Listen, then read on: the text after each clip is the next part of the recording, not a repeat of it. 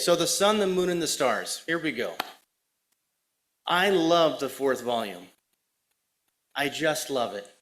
I don't think that there's a volume that talks more about specifically what's happening today than that volume. And the other thing that I love about it is, Brother Russell wrote this a while ago. Okay, 1896, 1897. It's been a few minutes. Now, he wrote a few changes to it in the early 1900s when some things had changed since he wrote it. But since then, it's been another 110, 115 years. And so what we get to do is we get to read the principles that he wrote about back then, and now we get to look at the way things are today. And we get to ask ourselves the question, are the principles that he talked about back then, are they true today? How are they true differently? How are they true the same? What do we see in the world? And when you look back over the history, there's a lot of times, and I think you guys have probably done the same thing that I've done. Have you ever thought back to, is this okay? Still working? All right. Have you ever thought back to a time in the scriptures where you thought, I would have loved to live then? I would have loved to walk with Jesus. I would have loved to be there with Joshua when the sun just sat there in the same place and didn't move for a while. I would have loved to see Moses part the Red Sea. There are going to be people who are just a little bit envious that we get to see how the Lord's plan unfolds today. How he said these things will happen, how he ushers in the kingdom. And they're asking, what do these things mean and how do we do it? And we have a front row seat. And so that's what we're going to talk about this morning. And so when we look at the sun, the moon, and the stars in the scriptures, we see that there's going to come a time when the sun will be darkened. The moon will not cause her light to shine. The stars will not shine. And the powers of heaven will be shaken. And so what do these things mean? And the agenda we have for today is, what do they represent? What do they truly represent? And what we'll find is that they represent the Word of God when mishandled by false teachers when they're used in this context. And what we're going to do is we're going to discuss exactly how we come to that conclusion. This is going to be 95% scripture, 5% fourth volume. Brother Russell wrote this, we've read it, we understand what he said, and now it's our turn to do what he did and go to the scriptures to understand and to verify. And so that's what we're doing this morning. What we see today is a systematic collapse of Babylon. We see that private sins are becoming exposed. And these, I believe, are a part of the sun, moon, and stars being darkened. We're also going to spend one slide at the end talking about all the different subjects that this subject is tied to, so that once you understand this subject, how many other subjects help to fall in line. And if your opinion is different, which is okay, I am not afraid of that. My faith is very strong, and if somebody's got a different opinion, I'm perfectly okay with that. I think the Lord allows that for several reasons, and is perfectly reasonable to look at the scriptures. I mean, how many scriptures are there? Right? Are we supposed to agree on every one of them? Goodness. So if you have a different opinion, I'm very curious to hear it. So these are some of the scriptures that talk about this subject. If you are a note taker, this is where you take notes. If anybody wants the copy to this PowerPoint later, just let me know, okay? Now, one thing that I also will tell you is, when you're looking at some of these icons, I like to use images with icons, and some of you might be saying, Brother Matt, you've got a sun there for a sun. That makes sense. Good work. Moon, same thing, seems pretty reasonable. The stars, I'm not sure that looks exactly like a star, but that's what PowerPoint had. But when it comes to the powers of the heaven shaken, you've got a cloud and a lightning bolt, and it doesn't, really look like shaking. And you can only spend so much time looking at images before you say, I've got to move on. That was the closest one. I looked up shaken, and it said no results. I looked up shaking, and it said no results. And so then I just said shake, and that's where we came up with this guy over here. So I just stuck with the cloud and the lightning bolt. Now, what does the moon represent?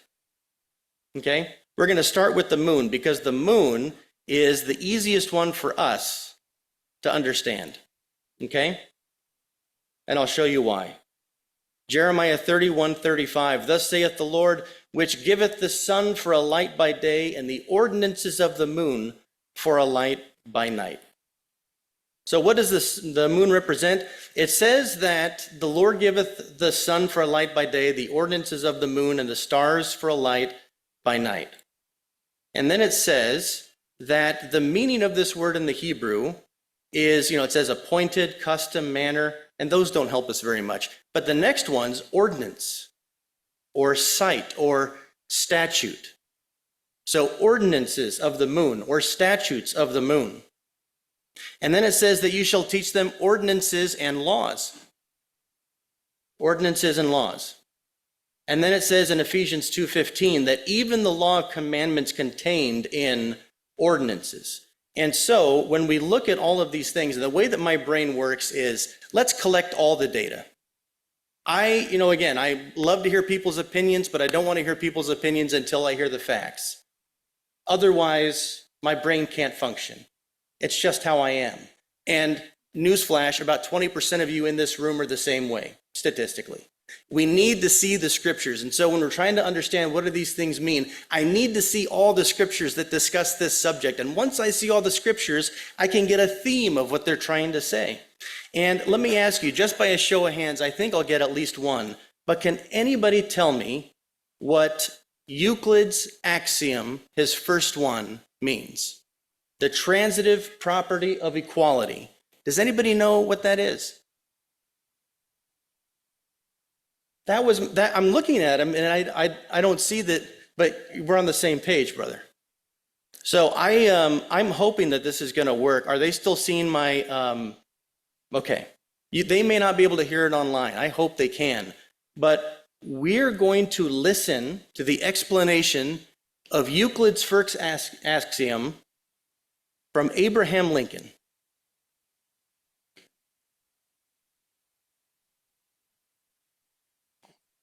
Yeah, it's.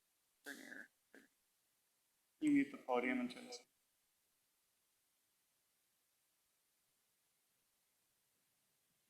Euclid's first common notion is this: things which are equal to the same thing are equal to each other. That's a rule of mathematical reasoning. It's true because it works. Has done and always will do. In his book, Euclid says this is self-evident. You see, there it is, even in that 2,000-year-old book of mechanical law. It is a self-evident truth that things which are equal to the same thing are equal to each other. Did you guys hear that at all? No? Okay. To do a well, not every experiment works. That's all right, brother. Thank you. What he said was when he read Euclid's book, it simply said things that are equal to the same thing are equal to each other. Things that are equal to the same thing are equal to each other. And he said there in that 2,000-year-old mechanical law, this is a fact. And it's a fact and it's true because it works. And we have some scientists in the room that I think can verify that. There's a much easier way for us to remember it. If A equals B and B equals C, then A equals C. Anybody in disagreement? If you are, meet me out after the discourse. I'll try to explain it a different way. But essentially, if the moon equals ordinances and ordinances equals laws, statutes, etc., then the moon equals the law. There it is. It's mathematical fact. So when you leave this room about the sun, moon, and the stars, you know exactly what the moon means because the scriptures tell us. And there in Hebrews 9:1, the Apostle Paul solidifies it for us. He says, verily, the first covenant also had ordinances of divine service, connecting the moon to the law. So now we go on to the sun. Knowing that the moon is the law, the sun should be pretty easy. When we look in 2 Samuel, we find in verse 3 of chapter 23, the God of Israel has spoken, the rock of Israel has said to me, when one rules justly over men, ruling in the fear of God, he dawns on them like the morning light, like the sun. Now, if I were to ask you, what one person fits that description more than anybody else, I think we can all say that's Jesus. Okay? So then we come to the stars. Well, let's look at some different scriptures because, again, it's going to be used in different ways here, much different than the first two. Numbers 24:7, there shall come a star out of Jacob. Judges 5:20. Judges 5:20 is right after the battle of Deborah and Barak. The battle, the actual battle, that's chapter 4. Chapter 5 is when they sing a song about the victory. And they say, the stars in their courses fought against Sisera. It says, but you have borne the tabernacle of Moloch and Chion, your images, the star of your God. A completely different context. Revelation 6:12, and I beheld that when he'd opened the sixth seal, there was a great earthquake, the sun became black, the moon became as blood, and the stars of heaven fell to earth. A little different there. And then, of course, we end it the same way that we start it, with a star referring to Jesus. So what do the stars mean? Well, Jeremiah 31:35.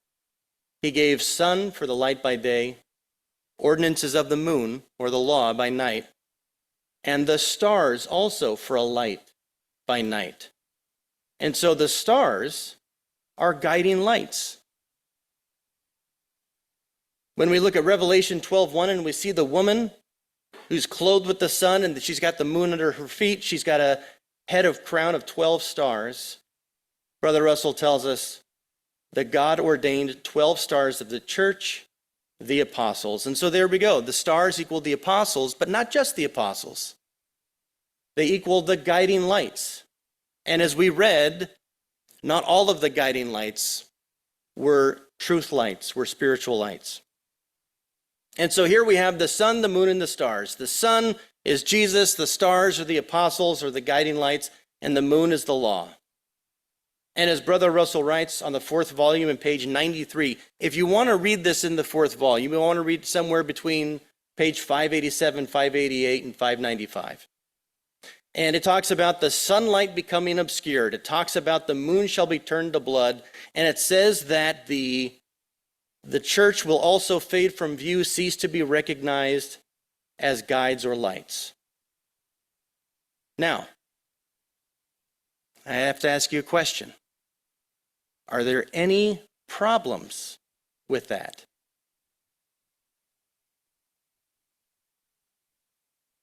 Any that you can think of? Because I found a couple. So here we are.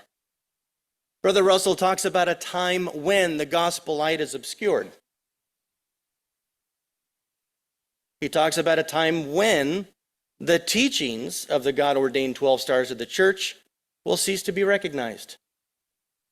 He's describing a time when the gospel will not shine or be understood, as if that's a change. When in the world did they shine? It has always been secret. So then how can we say that these things represent what they're saying?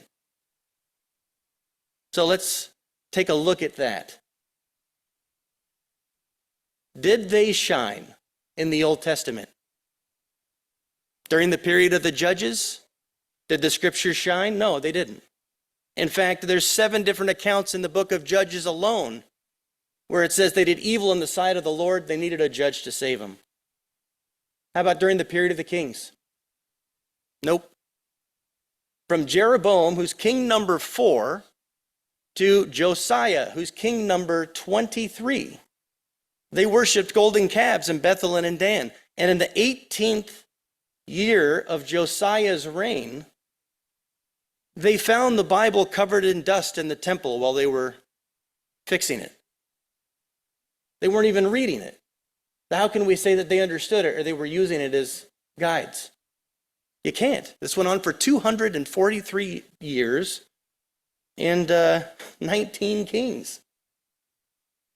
Now, what about when Jesus comes?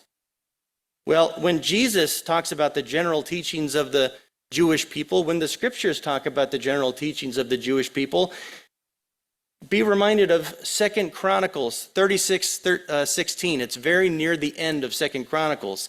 They mocked the messengers of God and despised his words. They misused his prophets until the wrath of the Lord arose against his people. There was no remedy. In Matthew 23:16, that's, Matthew 23, that's where Jesus gives the Pharisees his real thoughts. And he says, "Woe to you, blind guides." And did it shine during the gospel age? Were these things understood during the gospel age? Well, you can say yes, but only until maybe 325 AD when Constantine started stamping out the truth. And it wasn't again until, you can call it 1290, after the 1290 years or the 1335 years. So the problem is that these scriptures are pointing to a change when the gospel isn't understood, but it's never been understood. So how do we reconcile that? Well, the answer is actually really simple.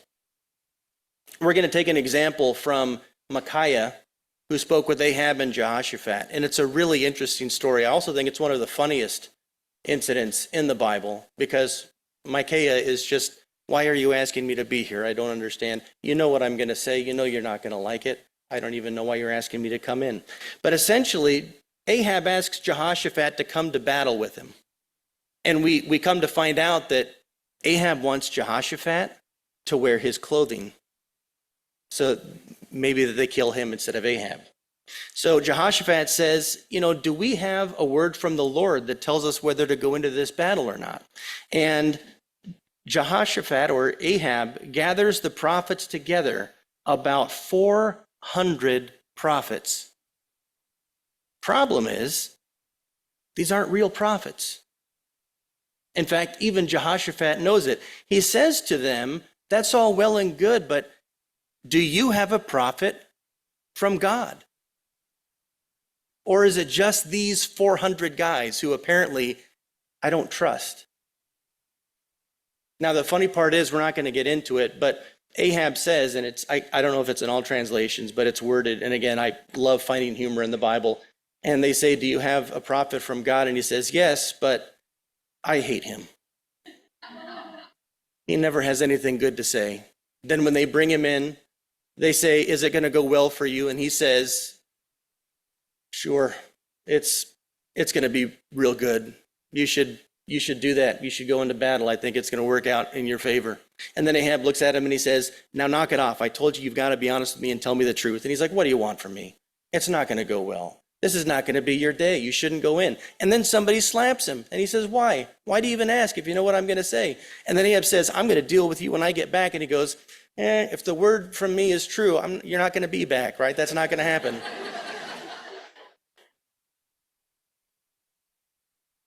The people and the leaders have always created their own sun, moon, and stars, their own guides, their own versions of the truth. And so when we ask during the Jewish and the gospel ages, when did they shine brightly? Almost never. And when they do, it's to a little flock. Isaiah 60:19 gives us a really interesting idea. And this is my take on it. It says, "The sun shall no more be your guide, shall no more be your light by day, nor the brightness of the moon by night. The Lord will be your everlasting light." So if Jesus is always representing the sun, why would it say that the sun will no more be your light, but the Lord will? Unless it's talking about the false sons and the false messages. So, when being discussed in terms of the darkening, it's the false interpretations of the sun, the moon, and the stars. These are the doctrines of the blind guides and the nominal systems. The counterfeit organizations that we now see crumbling. In fact, when you go to Isaiah 13, the answer was there the whole time. It says, the stars of heaven, the sun shall be darkened, the moon will not cause her light to shine, and that whole chapter is about the judgment of Babylon. So it's Babylon's version of the sun, moon, and stars. And the true sun, moon, and stars never shined in Babylon to begin with. Okay? So it's referring to the false versions. So these are the takeaways from section 1. Sun, moon, and stars, it's the false versions. And there's going to come a day where we see them crumbling. And I think we see that today. Now, here are some other scriptures that tie some subjects together, just to reference them. When we look at Joel chapter 3, for those of you taking notes, verses 13 and 15, the harvest is come. The press is full. Their wickedness is great. What does that remind us of? That reminds us of Isaiah 63. It reminds us of Revelation 14. It's the treading of the winepress. It's the winepress of the nominal system. The sun, moon, and stars shall be darkened. So that tells us that the sun, moon, and stars here belong to the nominal systems. It tells us that the destruction process of the nominal systems and the subject, moon, and stars are linked. Same thing, we go back to Isaiah 13. I will shake the heavens, in the same context of the sun, the moon, and the stars. So we know that those subjects are linked. Does that help?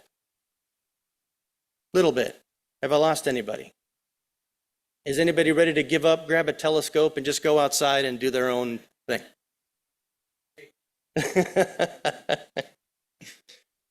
So Brother Russell says on page 590 and 591 that the heavens shown represent the ecclesiastical powers of Christendom.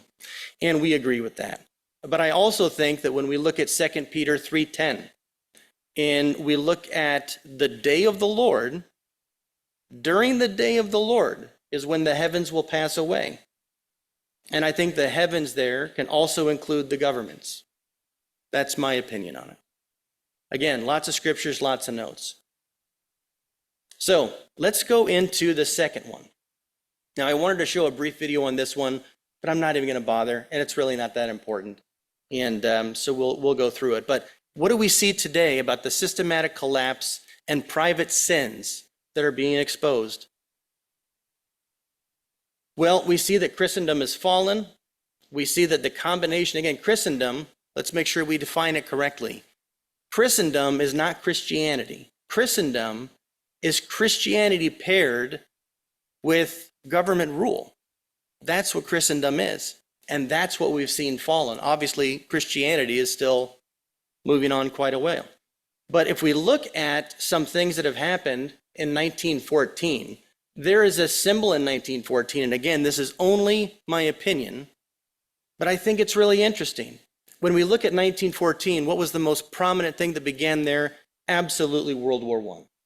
Absolutely World War I. Okay? But what started World War I? Say it. Archduke Franz Ferdinand. Okay?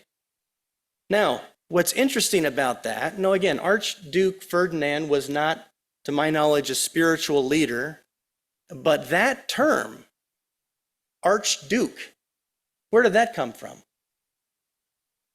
That came from the Holy Roman Empire. That showed a connection in between the country he was leading and the nominal systems. And I just found it interesting that that was the catalyst that started in 1914, as if a wink from the Lord for understanding. And when you Google, hey, are there any other archdukes today? It says no. The last time that title was used was 1918. And so I think that's a wink from the Lord to say that Christendom, that connected power of church and state, it's done. So, what do we see today? You know, normally when we talk about the, let me check the time here. Okay, good. Normally when we talk about the sun, the moon, the stars, or we talk about nominal Christianity, we're talking about what? We're talking about their faith. We're talking about their doctrines. As Bible students, we're kind of programmed to do that, aren't we? And there's nothing wrong with that. But I think some of the most blatant examples don't have anything to do with their doctrine. And we're going to talk about one of them this morning that is recent. This is for our day. And if it didn't happen the way that it did, we would have never believed it could be possible. But about 20 years ago, there was a great loss of credibility to the church. And it was talked about in a movie called Spotlight. Now, some of you might have seen this movie, and some of you might not have. So I'm just going to give a brief explanation of what this is. This was child abuse in the church. And it wasn't just about the abuse. I mean, they knew about the abuse for a long time. It was the cover-up. Okay? In 2002, Spotlight, which is a special investigative section of the Boston Globe, they published an article concerning Catholic priests and cases of child abuse that exposed the church nationally. After many cases and settlements between the church and the victims up to that point, no official records had been filed legally. And so these incidents were kept private with the church, and instead of them being exposed as illegal acts, they were hidden as quote unquote private mediations. They didn't break the law. We just need to have a brief discussion about it. Quote from the movie is, the victim has to sign a confidentiality agreement to get the settlement, and then the lawyer gets a third of the settlement, and then the church gets to sweep it under the rug. How many? Lots. Now, this is a video that, again, I was going to show where, and just to tell you what happens here, in this scene, they're talking to a doctor who studied these incidents in the Catholic Church for over 30 years. And they say, hey, we want to run something by you. Here in the city of Boston, we know we have one. Then it turns out we had 4. Now we think we might be up to 13 priests that are engaged in this. And their minds are blown. And they have to ask, does this seem reasonable? And he says, no, it doesn't. That's very low. And they said, what? And he said, by my calculations, 6% of all priests are engaged in this kind of behavior. And so they looked at each other and they said, 6%. How many priests do we have in Boston? They said 1,500. So what's 6% of 1,500? 90. One city. So this is Mitch Garabedian. This is the actual man. This is not the man that was in the movie. He initially represented 84 different suits against the church. And they had these official documents, but nobody could read them because they were under the disclosure. In fact, as an attorney, he couldn't even discuss them with people because he could be disbarred. 3 times the Catholic Church tried to disbar him. And I want you to think about that. This is his livelihood. This is what he's done for 20 or 30 years. This is what he does for an income to feed his family. And the church, knowing they're guilty, they were willing to risk his reputation and his career to cover up their sin. So he found a way in the law to file a motion that would, very interestingly enough, provoke an action on their part to file a motion back. And when they filed that motion, he was able to present their sealed documents as evidence legally. And he won. The problem is, even though he won, the church just didn't do it. So, sometimes we talk about the media and what a problem they can cause. This is not one of those times. The newspaper gets a hold of this, and they find a way to get those documents with the concealed cases and all the details and settlements exposed to the public. It turns out there were 249 priests in Boston. Not 13, not 4, not 90. After being accused, they found that the Catholic Church would take these priests and just reassign them somewhere else. And it happened all over the world, and they knew about it. Estimated number of victims was over 1,000 people in Boston alone. Major scandals were then identified in over 200 major cities. So, can you blame the general public for losing faith? Would you take your child to that church knowing that there's a 6% chance they could be abused? You know, one of the problems they had with getting this information out, and again, this is a big story. I know we don't talk about it a lot, but these are real things that are happening in the world today. These are real things that have happened to people just like you and me. And their lives were forever tainted. And, you know, again, when they look at this, it says, if there is a God, you guys can't be the ones that represent him. And I think that's a general feeling with a lot of people in the public today. And so when we say the stars are not shining, they are losing their influence, they are losing their power. Do you think that this could be an example of it?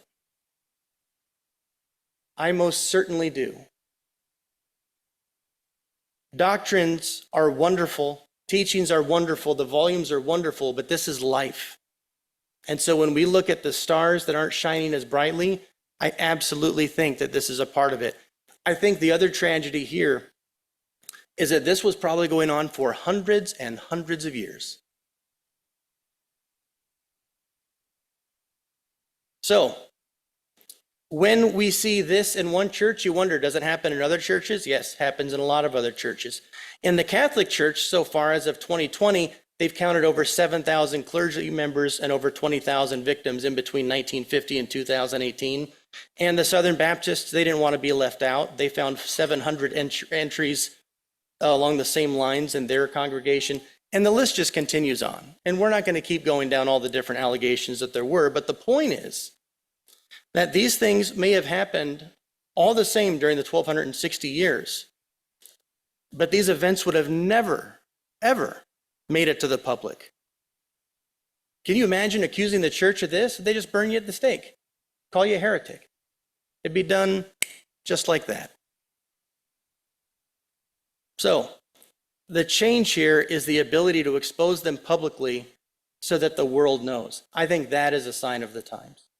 Other signs of the times that we look at, again, in the 4th volume, Brother Russell writes that the church is starting to lose members because the wealthy and those in the workforce are at odds with each other because of the poor wages and terrible working conditions. And so the church has to make a choice. Who are we going to vocally support? And who do you think they chose? They chose the people that can fulfill the donation plates. It's very simple.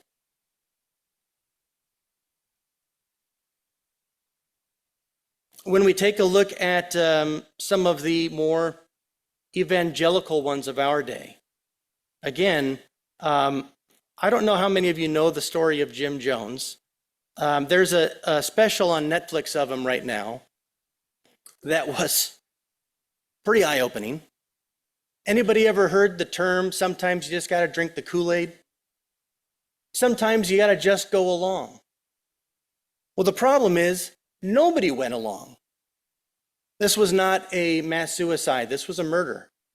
And they've made it as plain as day. People were forced at gunpoint to drink this juice. Nobody said this is a good idea. He was absolutely crazy, and he killed all of those people. So again, it's losing faith in some of the system. Joel Osteen, when we're looking at the prosperity gospel, this is not a terrible guy, but he is talking about prosperity. Prosper where you're planted, right? Kenneth Copeland, as of 2021, estimated worth is $750 million. He talks about the laws of prosperity and how people invested in Jesus's ministry, and he looks at it as a money-making venture. Robert Tilton, I can only call it his infomercial. This is from the 80s, but you can look it up on YouTube today. And he essentially is looking at the screen and he's pointing and he's aggressive. And he says, you need to give me a donation of $1,000. Because if it's less than $1,000, then that means that you don't believe. It means that you don't trust God. You don't believe that if you put in a seed of faith that God will reward you for it. You need to give me your donation, your $1,000 seed donation of faith. When you go back to Jeremiah chapter 7 and chapter 19, when God says he's upset with the Israelites, he's casting them off, and he tells them why. And he says, part of the reason is you're taking advantage of the orphans, you're taking advantage of the needy, taking advantage of the widows. He's wealthy, and he's asking for people who are in desperate need and have nothing to give him what he's got. He's not Robin Hood, he's the sheriff of Nottingham. So, the system is shrinking. Over the last 20 years, the people who believe in hell has gone from 71 to 58%, right? Not a dramatic change, but we see it going lower and lower, and I think we'll see that continue. 50% of Americans have no church home, and some denominations say that they are reporting 40% drop in their membership between 1980 and 2000. That's dramatic. The stars are losing their shine. People are less and less influenced by the church. They're not buying it. Now, I noticed that a lot of those things just don't have anything to do with doctrine. A lot of them just have to do with the example that they set. I showed you 4 or 5 examples of people who had some, let's just call them scandals. And most of them are financial. There are, and again, there's too much to talk about for adultery on how many of them cheat on their spouses. It's incredible. Dozens of them. So every year, more than 4,000 churches close their door compared to just over 1,000 new churches start. So we see it going away. So in closing here, some of the subjects that are tied together here with the sun, the moon, and the stars, and I find this really exciting. And the reason that I find it exciting is not to read the details of what's happening in society, but it's the understanding portion. It's I want to know the truth. I want to understand my Bible. I want to understand the message of the Lord. I think that's a tremendous blessing. And there are other subjects that once you have an understanding of this one, you will start to understand the timing of other subjects a little bit better. One of them being the powers of the heaven shaken. Can everybody see the powers of the heaven shaking today? If you're not nodding your head, nod your head. 125 rebellions on governments in the 20th century, maybe 130. There have been almost 40 this year. What did we see in Syria 2 weeks ago? Incredible. It happens so often, we're not even surprised. Oh, another government went down. Well, there you go. Was it big? Was it small? Oh, we'll read the paper again tomorrow. Okay? Treading the winepress. It's Joel 3, it's Revelation 14. They are linked together. Babylon, Isaiah chapter 13, linked together. The 6th seal in Revelation chapter 6, they are tied together. The Valley of Jehoshaphat, Joel chapter 3, they are tied together. The return of Israel to their homeland, they are tied together. The Lord's second presence, they are tied together, Matthew 24. And so my interpretation of these things is that this is a process. Not all of these things happen at one moment, at one single point. They happen over time. That's how the Lord has always worked, with a few exceptions when it's time to call it a day. There are points where you see that it's over. But when Babylon invaded Israel, was it a day? Or was it 15 or 20 years that they came in several times? How long did the invasion of Rome take? There's the 1260-year period. When you look at 539 and all the events that led up to it, it was a variety of events coming together over a period of years. And I think we see the same thing today. So we can look at it as a single point if we zoom out. And if we look at this period from 1874 to, say, 2050, again, to us, it's like 175 years. But to God, it's a flicker. in time. Even compared to the 6,000 years of human history, it's a flicker.